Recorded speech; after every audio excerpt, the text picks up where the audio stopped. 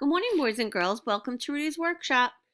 Today, we're going to be practicing how we can bring our nonfiction books to life. So let's read our teaching point. I can bring my nonfiction book to life by acting it out. And what does acting it out mean? That means that we pretend we are the animal or the insect in our book. So today when we read, we're going to be acting out our book. And like I said, that means we can change our voices and use our arms and bodies to pretend we are the animal or insect in our book.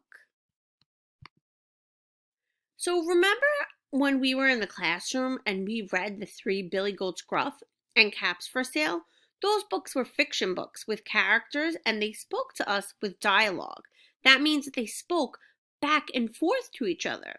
But now we're reading nonfiction books with a lot of information, but we can still act them out and have fun.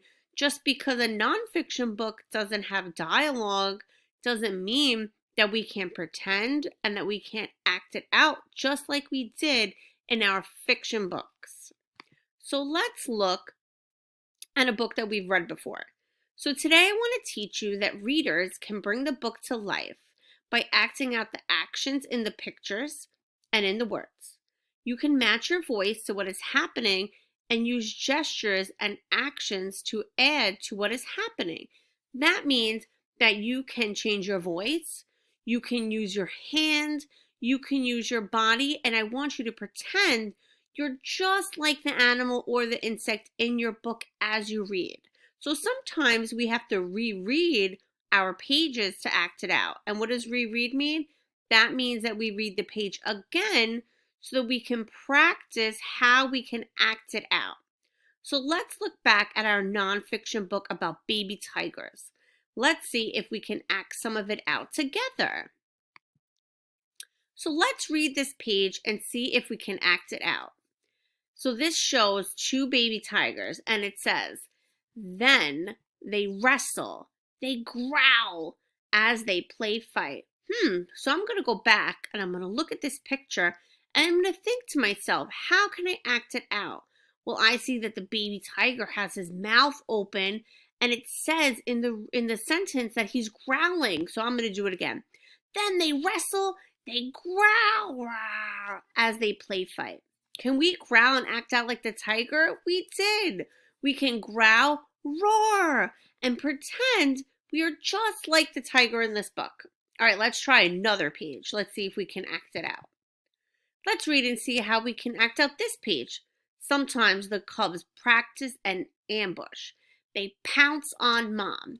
So when we see the word pounce, we can see that the baby tiger is jumping on his mom. So I want you to pretend that you're a baby tiger and I want you to jump up and down. Wow, that was great. Now let's look at this page. I see the baby tigers are swimming. Can we pretend we are a tiger cub swimming? I think we can. So young cubs also learn how to swim. They love water, jump in. Oh, and as I read, I can see that they say jump in, so I can pretend to swim and move my arms a lot. And I also can jump again and pretend that I'm a baby tiger. Wow, we're doing such a good job. So for your activity today, you're going to look at the page from our baby tiger's book and draw a picture of you acting like a baby tiger. You can even record yourself growling if you like. Remember, we are acting out our nonfiction books, so try your best to pretend like you're an animal in that book. If you would like to use this book, you can.